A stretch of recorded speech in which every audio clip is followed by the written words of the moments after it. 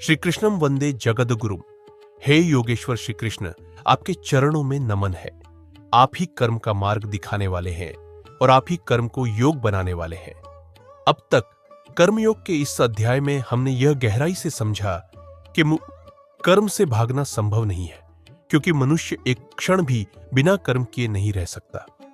श्री कृष्ण ने स्पष्ट किया कि कर्म त्याग नहीं, कर्म में आसक्ति का त्याग ही मुक्ति का मार्ग है। उन्होंने बताया कि निष्काम कर्म ही यज्ञ है और वही सृष्टि के संतुलन को बनाए रखता है। हमने यह भी देखा कि जो केवल भोग के लिए कर्म करता है वह बंधन में पड़ता है, और जो यज्ञ भाव से कर्म करता है वह मुक्त होता है।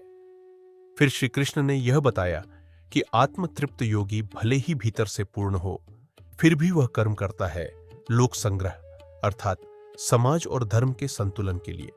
और अंत में हमने जाना कि राजा जनक जैसे महापुरुषों ने भी कर्म करते हुए ही सिद्धि पाई।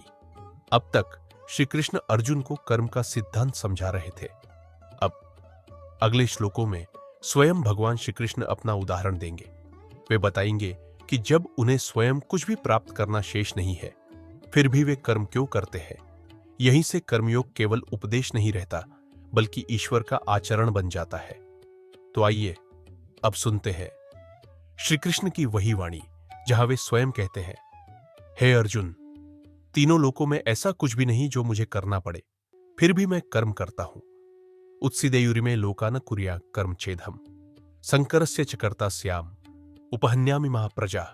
हे अर्जुन, यदि मैं कर्म न करूं तो ये सभी लोक नष्ट हो जाए, मैं वर्ण संकरता का कारण बन जाऊं और समस्त प्रजा का विनाश कर बैठूं। यह श्लोक बहुत गहन है और यहीं पर कर्म योग का सामाजिक और वैश्विक पक्ष खुलता है। भगवान कहते हैं, मेरा कर्म केवल मेरे लिए नहीं है, मेरा कर्म सृष्टि की व्यवस्था के लिए है। यदि ईश्वर स्वयं कर्म न करे, नियम टूट जाए, धर्म का संतुलन बिगड़ जाए, समाज में भ्रम फैल जाए। यहां वर्ण संकर का अर्थ केवल जाति नहीं है, बल्कि कर्तव्य बोध का नष्ट हो जाना, आचरण का पतन, धर्म और अधर्म का घुल मिल जाना। जब मार्गदर्शक कर्म छोड़ देता है तो समाज दिशाहीन हो जाता है। इसलिए श्री कृष्ण कहते हैं, कर्म न करना भी एक प्रकार का विनाश है। सक्ता कर्मण्य विद्वांसो यथा कुर्वन्ति भारत कुर्याद विद्वांस तथा सक्तः चिकीर्षुर्लोक संग्रहम। हे भारत, अज्ञानी लोग कर्म में आसक्त होकर कर्म करते हैं, उसी प्रकार ज्ञानी पुरुष को चाहिए कि वह आसक्ति रहित होकर कर्म करे, लोक संग्रह अर्थात समाज के कल्याण के लिए। यह श्री कृष्ण एक बहुत महीन अंतर समझाते हैं। अज्ञानी भी कर्म करता है, ज्ञानी भी कर्म करता है। फर्क कर्म में नहीं, फर्क भाव में है। अज्ञानी कर्म करता है, अपने लिए ज्ञानी कर्म करता है, लोक के लिए ज्ञानी जानता है। यदि मैं कर्म छोड़ दूं तो लोग भ्रमित हो जाएंगे, इसलिए वह भीतर से आसक्त नहीं होता, पर बाहर से कर्म अवश्य करता है। यही है निष्काम कर्म, यही है लोक संग्रह और यही है कर्मयोग की परिपक्व अवस्था। अब कर्मयोग केवल यह नहीं रहा कि इससे मैं कैसे मुक्त हूं, बल्कि यह हो गया मेरे कर्म से समाज, धर्म और संतुलन कैसे बना रहे। यहीं से साधक अपने लिए नहीं, ईश्वर के लिए कर्म करता है। ईश्वर कर्म करता है ताकि सृष्टि बचे, ज्ञानी कर्म करता है ताकि समाज न भटके, साधक कर्म करता है ताकि कर्म योग बन जाए। यही है कर्म योग की ऊंचाई।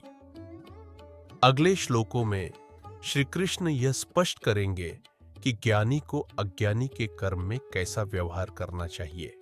न बुद्धि भेदम जनयेद अज्ञानाम कर्म संगिनाम जो शेत सर्वकर्माणि विद्वान युक्तः समाचरण।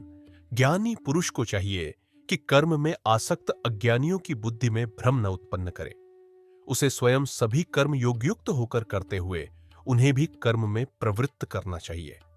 यह श्लोक अत्यंत व्यवहारिक है।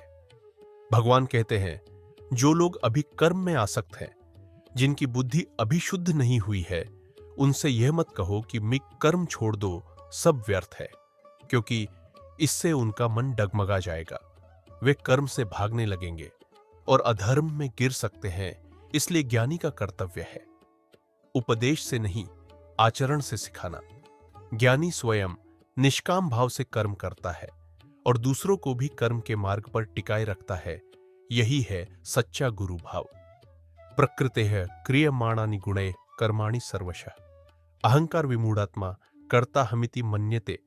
प्रकृति के गुणों द्वारा सभी कर्म किए जाते हैं, परंतु अहंकार से मोहित मनुष्य यह मान लेता है कि मैं ही करता हूं। यह श्लोक कर्मयोग का अंतरतम रहस्य खोलता है।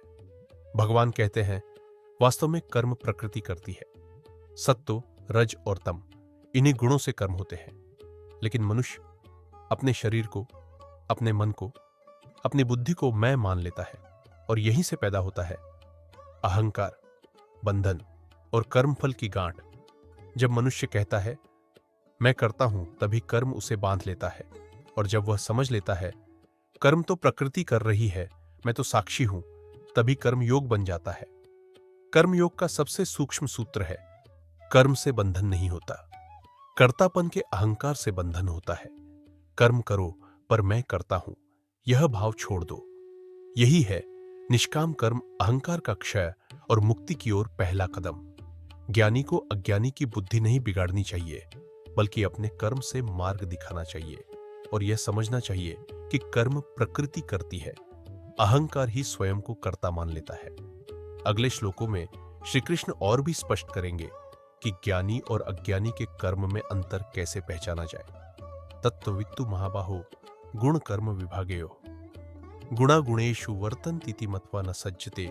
हे महाबाहो अर्जुन, तत्व को जानने वाला ज्ञानी पुरुष यह समझता है कि इंद्रियों के विषयों में प्रकृति के गुण ही कार्य करते हैं। यह जानकर वह कर्म में आसक्त नहीं होता। यह श्लोक कर्मयोग की परिपक्व अवस्था बताता है। श्री कृष्ण कहते हैं, ज्ञानी जानता है कि देखना, सुनना, चलना, बोलना, ये सब गुणों का गुणों में प्रवाह है। आंख विषय को देखती है, यह गुण है। मन प्रतिक्रिया करता है, यह गुण है। बुद्धि निर्णय लेती है, यह गुण है। ज्ञानी यह नहीं कहता मैं देख रहा हूं, मैं कर रहा हूं। वह समझता है गुण गुणों में कार्य कर रहे हैं, और इसी समझ से आसक्ति नहीं होती, अहंकार नहीं बनता, कर्म बंधन नहीं बनता। यही है तत्वज्ञान। प्रकृतिर्गुण सम्मूढ़ा सज्जन्ते गुण कर्मसु तान कृत्स्नविदो मंदान कृत्स्नविन्न विचालयेत। प्रकृति के गुणों से मोहित अज्ञानी लोग गुणों द्वारा किए गए कर्मों में आसक्त हो जाते हैं। पूर्ण ज्ञान रखने वाला ज्ञानी ऐसे अल्प ज्ञानियों की बुद्धि को डगमगाने न दे। यहां श्री कृष्ण ज्ञानी के आचरण का धर्म बताते हैं। अज्ञानी कर्म करता है, फल में उलझता है और उसी में आसक्त हो जाता है। वह जानता नहीं कि यह सब प्रकृति के गुणों का खेल है। लेकिन ज्ञानी का कर्तव्य यह नहीं कि वह अज्ञानी का उपहास करे या उसे कहे कि तुम सब गलत हो। श्री कृष्ण कहते हैं, ज्ञानी को करुणावान होना चाहिए। वह किसी की बुद्धि को विचलित न करे, क्योंकि हर साधक की यात्रा अलग है, हर मन की तैयारी अलग है। यही है सच्चा विवेक। यह कर्मयोग का संतुलन दिखाई देता है। ज्ञानी भीतर से मुक्त है, पर बाहर से समाज के साथ जुड़ा है। वह न स्वयं बंधता है, न दूसरों को भ्रमित करता है। यही है कर्मयोग का सौम्य रूप। अज्ञानी गुणों में फंसता है, ज्ञानी गुणों को साक्षी भाव से देखता है और करुणा के साथ सबको कर्म पथ पर स्थिर रखता है। मयि सर्वाणि कर्माणि सन्न्यस्याध्यात्म चेतसा निराशीर निर्ममो भूत्वा युध्यस्व विगत ज्वर।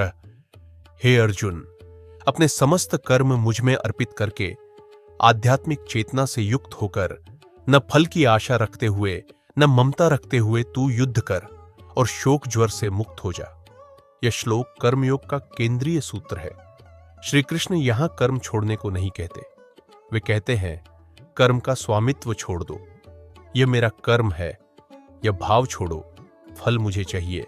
यह आशा छोड़ो, यह मेरा है। यह ममता छोड़ो और क्या करो, कर्म को मुझ में अर्पित कर दो।